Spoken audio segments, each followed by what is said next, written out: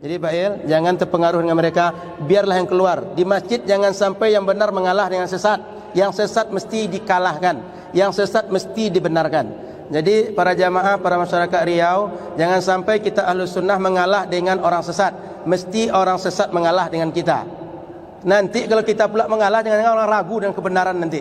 Jangan-jangan orang ragu dengan kita, benar tak saya ini Islam? Benar saya tidak beramal dengan agama yang sahih? Jadi kita tak boleh mengalah.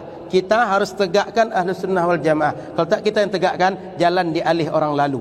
Sudah itu, rasakanlah besok kata anak kita, bapak saya dulu ahli bid'ah. Bapak saya dulu sama dengan orang kafir kerja dia. Itu anak kita akan bicara nanti. Makanya kalau sekarang kita diam-diam, nanti rasakanlah anak kita sesat, kita yang akan dihukum mereka dengan sesat. Bismillah. Fa'il pertama terkait kunut ketika witir. Dalilnya pertama, doa kunut yang kita baca Allahumma hdini fi man hadait wa afini fi man afait dan seterusnya, itu kata Sayyidina Hasan anak Sayyidina Ali bin Abi Thalib, allamani Rasulullah, Rasul mengajarkanku doa kunut, itu redaksinya. Kapan dibaca kata beliau? Fil witri, dalam solat witir. Maka muncullah ada 3 persepsi ulama tentang witir dalam solat kunut dalam witir. Satu mengatakan tak berkunut setiap witir, mau Ramadan atau hari biasa. Kenapa? Rasul tak pernah buat, tak pernah ditemukan Rasul buat langsung. Yang kedua, berkunut setiap hari seperti mazhab Imam Abu Hanifah. Kenapa? Itu dalilnya. Maliki mengamalkan begitu.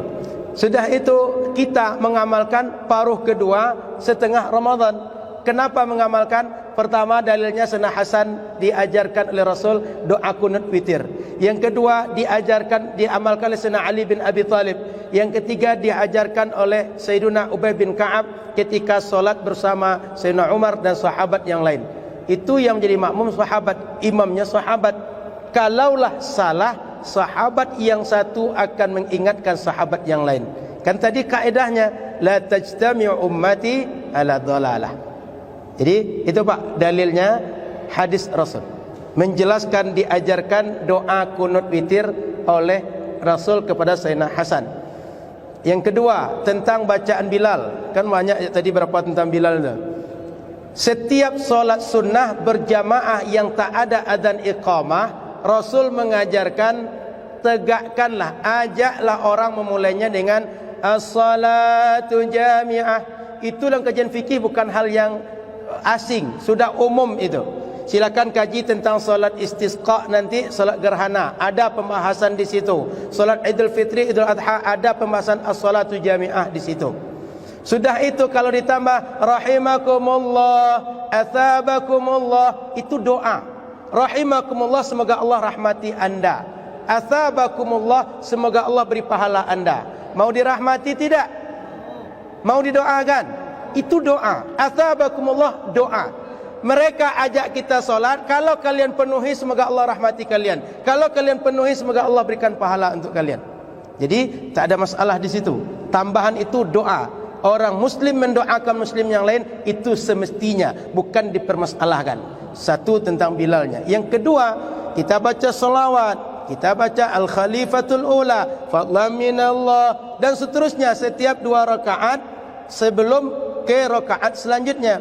Apa dalilnya? Sayyiduna Muawiyah bercerita, saat ada orang solat setelah Jumat langsung disambung ba'diyah. Kata beliau, jangan begitu. Rasul menyuruh kami agar kami tak menyambung setelah solat langsung disambung dengan solat yang lain hatta natakallam. Sehingga kami bedakan, kami jedakan, kami beri jarak antara keduanya.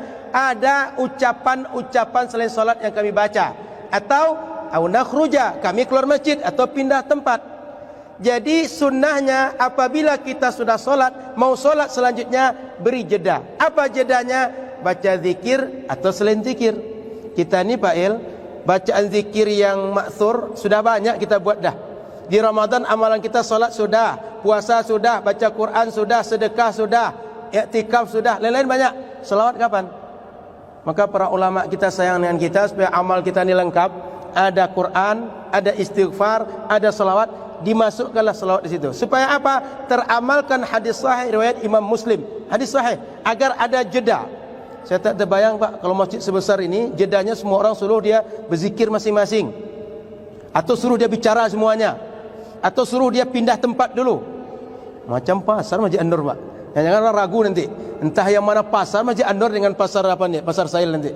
Kenapa? Mengamalkan sunnah mesti ada jeda. Jedanya dengan berzikir atau selain zikir. Salawat bagian daripada zikir yang disuruh agama. Makanya kalau ada orang bercakap saat salawat Nabi, saat nama Nabi disebut, rasakanlah satu di antara 3 amin Nabi di akhir Ramadan. Apa kata Nabi? Raghima anfu rajulin dzukirtu indahu wa lam yusalli alayya. Namaku disebutkan tapi dia tak berselawat kepadaku. Kurang ajar kepada Nabi. Tak umat Nabi orang macam tu. Nama Nabi disebut tak mau selawat dengan Nabi. Kemana rasa terima kasih pada Nabi? Mestinya ketika nama Nabi disebut kita doakan Nabi. Tak disebut nama Nabi kita doakan Nabi. Kalaulah tak karena Nabi, tak pernah kita sampai ke Masjid Raya An-Nur ni. Tak akan pernah kita pengajian, tak akan pernah kita tahu salat sunat, tak akan bersedekah kita, tak akan berzikir kita. Rasul yang mengajarkan kita itu semua. Maka mendoakan Rasul mesti harus bagi umat. Jadi kalau kita tak mau mendoakan Rasul, justru lari dari salawat pada Rasul, kurang ajar kepada Rasul. Jangan-jangan dia tak lagi umat Rasul, tapi merasa umat Rasul saja. Maka Salafi ini banyak perasaan, baperan orangnya. Jadi berselawat ketika disebutkan nama Nabi, mestinya kita jawab dengan selawat. Tak dijawab selawat, kurang ajar dengan Nabi. Sudah itu dia keluar ketika dia witir, dia keluar ketika kita melaksanakan solat seperti yang lain. Bukan dia yang kita rujuk, dia keluar karena tak ada ilmu, dia keluar karena dia hatinya tertutup. Ikutlah yang hati terbuka saja. Yang hati tertutup tinggalkan, yang terbuka yang kita ikut, yang terbuka yang bisa dimasuki, yang tutup biarlah khatamallahu ala qulubihim. Kita doakan yang hati kita sampai begitu.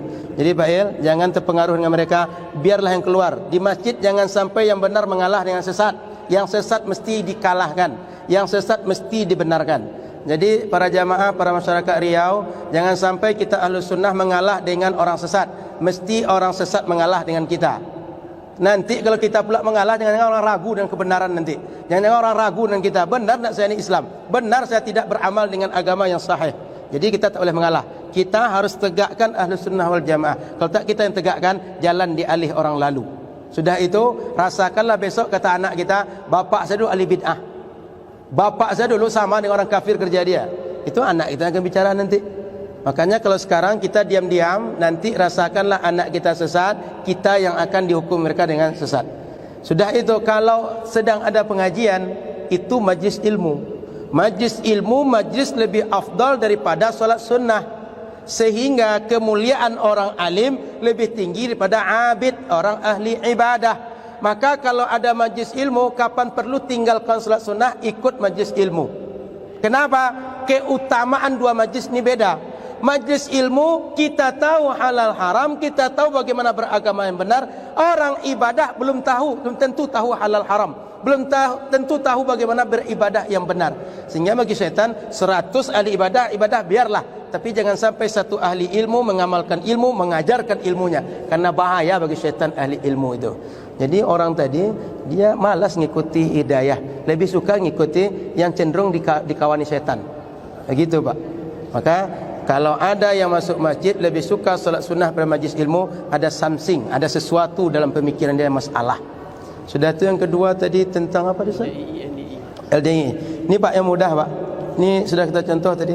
Rujuk dengan ini. Keluar dari sini berarti dia bagian dari yang sesat. Di sini dibahas beliau bagaimana perbandingan dengan semua firqah. Maka LDII, NII, apapun nama ajarannya akan berakar kepada firqah yang sudah ada, tak ada yang baru. Berakar dengan Khawarij, berakar dengan Qadariyah, berakar dengan Syiah, berakar dengan semua kelompok yang sudah ada.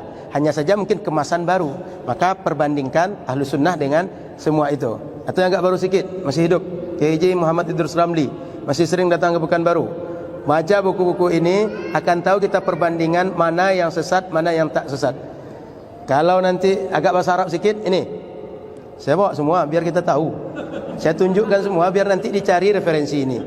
Ini kan bisa saja sekedar saya bacakan, saya tunjukkan langsung biar nanti nampak ini referensi yang perlu kita baca. Bahwa Ahlus Sunnah itu ini di antara penjelasannya. Maka carilah buku-buku seperti ini untuk mudah. Karena kalau kita detailkan payah pula mendetailkan dalam waktu yang singkat, Pak. Sudah itu, Ustaz? Sikap terhadap perilaku Salafi Wahabi yang mulai keras. Apa yang mesti kita lakukan Salafi Wahabi yang keras itu? Pertama, kita kalau mereka berilmu, kita ajak dengan ilmu. Kapan perlu kita buka kitab berdua langsung. Kita suruh betul baca, pandai baca atau tidak. Kalau tak pandai baca, tinggalkan langsung, karena pasti tak berilmu. Tandanya orang berilmu pandai baca kitab bahasa Arab. Pandai bicara Arab belum tentu mengetahui kitab bahasa, belum tentu pandai kitab bahasa Arab, belum tentu berilmu. Jadi Ustaz, kita buka kitab langsung, Ustaz. Tak bisa dia, kapan perlu kita fawaid itu Ustaz tunjukkan ke dia. Ini tolong bacakan ini, apa maknanya dia. Kapan perlu Al-Quran buka dengan dia, tolong terjemahkan kepada saya, tolong artikan kepada saya, tolong apa hakam hukum di sini. Tak pandai dia, langsung skak dia di situ. Baca Quran tak pandai engkau ya. Aku bilang kau fatwakan gitu. Aku ajarin kau sekarang gitu. Gitu kan satu, Ustaz.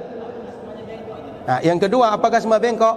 Bengkoknya sama, tapi kadar bengkoknya beda-beda. Makanya tugas kita lah, yang masih bengkok-bengkok sikit bawa juga. Ya bengkok-bengkok banyak, tak mau diajak, biarkanlah dia. Sekalian, kenapa Pak? Karena kayu itu kalau sudah keras dibengkokkan dia patah dia. Jadi kayu kalau masih lembut, tunas masih belum keras, masih bisa dibawa. Tapi kalau tunas sudah jadi kayu keras, kita balikkan patah dia. Kalau tak dia patah, perut kita dibelahnya nanti. Maka Ustaz, kalau tak tinggalkan, patahkan betul Ustaz. Bukan patah yang lain Ustaz, patahkan hujahnya Ustaz. Wallahu a'lam.